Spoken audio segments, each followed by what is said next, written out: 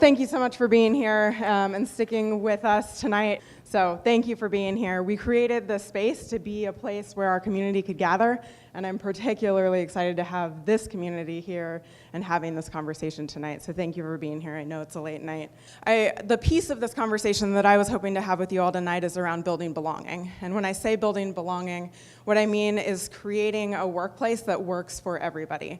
And the importance of that to me and what I've learned from watching how companies have tried to address the diversity problem out in the marketplace and through how we've tested and learned within Realself here and other companies that I've been at is that we see Google, for instance, between 2013 and 2016 invested $265 million in solving the diversity problem and moved their metrics 0%.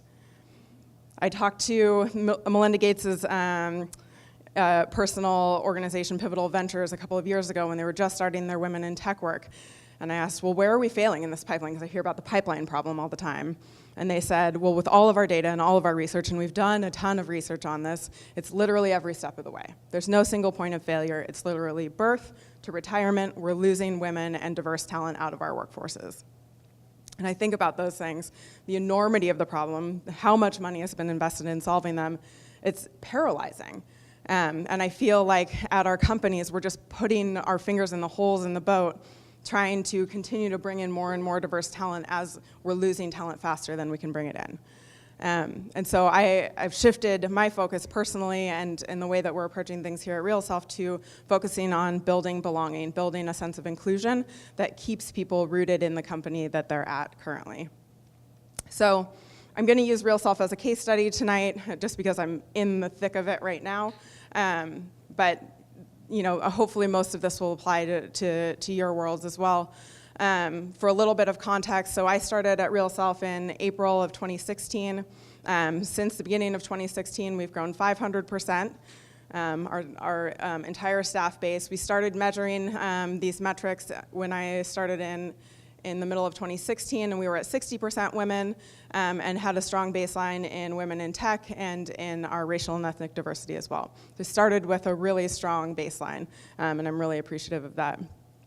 And the other thing I'll just say as an introduction is a couple of disclaimers. One, I have the incredible fortune of having a really holistic set of levers that I can pull when I'm talking about building belonging and inclusion. So I can talk about how we build out a space, where we locate our company, where we're giving back to our communities, how we're building learning and development, how we're building career pathing for people. And I know that many of us in many of our organizations don't have the luxury of having all of those levers to pull. So I'm going to speak from my experience, but recognize that it's pretty unique, and I'm really grateful for that. And the second is that I'm also really fortunate to have a CEO and a CFO who are willing to invest deeply in people. And I know that that's incredibly rare, and I'm super grateful for that. So I see the eyes roll when I talk about having rosé on tap, and I just want to acknowledge that that is a luxury that we have here that is unique. Okay, so with that note, I would love to say that through all of the testing and learning that we've done around building and belonging, we've come up with a magic bullet, but the reality is that when we talk about investing in the whole person, people are super complex, and especially a diverse set of people are super complex. So instead of one strategy, we have 100 strategies around this. But what I'm hoping to share with you tonight that you can bring back to your organization is an approach to building those strategies. What we've done here in terms of approach is kind of simple, but a little bit harder when it comes to implementation. So we start with asking. We ask employees what they want, and then we try to deliver in a meaningful way in relatively short order. And then we tell the story. We tell what we've learned. We share with the community who we are and how we've gotten to where we are. And then we engage employees in helping us tell that story. And all of that together has built this pretty powerful retention and then in turn recruiting strategy for building a diverse workforce here. So I'll go through 3 examples of areas where we've done that in a little bit more depth, but obviously it's a much bigger picture than we'll be able to share tonight. So people are whole people, and that means a lot of strategies, as I mentioned. The baseline assumption around looking at all of these opportunities to build belonging is that historically our workplaces and the way that we do work has been built for white men. And I'm not saying that from an accusatory space at all. That's been our workforce. That's just the reality of where we come from, and we've built all of our systems and processes around that workforce. But our workforce is changing, and we're pushing ourselves tonight, and I'm very encouraged to hear the common threads around this. We're pushing ourselves to change that workforce in the way it looks even more. But what that means is we have to look at everything. We have to question everything that we've built. So a couple of examples of where we've asked our employees what is meaningful to them and then delivered. Around space, so similar to another story that was shared, we were building out our 7th floor here. We said, hey guys, we're gonna build you a game room. What do you want in it? What kind of games? And our employees, our predominantly female employee base said, screw your game room, we don't want it. We need a quiet place to recharge, to meditate, to do yoga.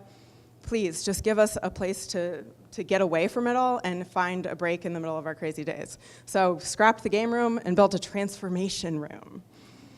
But it gets utilized. We have yoga weekly, we have mindfulness weekly, and that's really meaningful to employees and helps them feel like they belong here. Another area is around development. Traditional employee development programs have been pretty one size fits all, and we asked our employees as we were building out our career pathing and our development programs what would be meaningful to them. And they said, well, let me choose what I'm gonna do. Because it might be different today than it is next year, and it's different for me than it is for the person sitting next to me. And so we built out a professional development granting program instead of a clear step 1, 2, 3, now you're an executive kind of training and development program. The final example is around our giving work. So we have established a giving program that's fundamentally built on what's meaningful to employees. And that's something that our employee base, our talent base, is increasingly holding us as a company accountable for. So I'll go quickly through these pieces, but these are less important. The most important thing is building that foundation.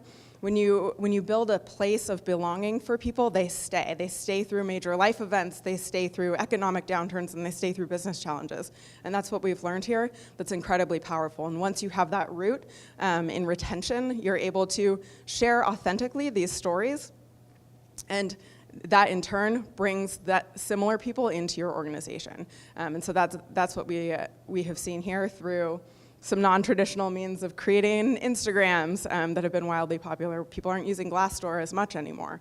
They're looking at what's on our social media. We have transparent data around diversity. Again, that's a tool for engaging employees in sharing, and we've asked all of our employees to have a recruiting goal as well, so that we're getting more people from our employees who are happy and who are rooted here. And that has contributed to increasing our diversity and not just maintaining it through this high growth period. So I'll leave you with one recommendation, and that is that you go back to your companies and ask people what made them feel like they belonged. When did they first know that they belonged at your company? And if they didn't, listen and think about which area you might be able to improve. But if they did, tell that story. It's really powerful. And I would love to hear from the rest of you as we go through the rest of the evening, what made you feel like you belonged at your company, because we're still learning, and I hope to continue to be pushed to grow our thinking in this area as well. Thanks.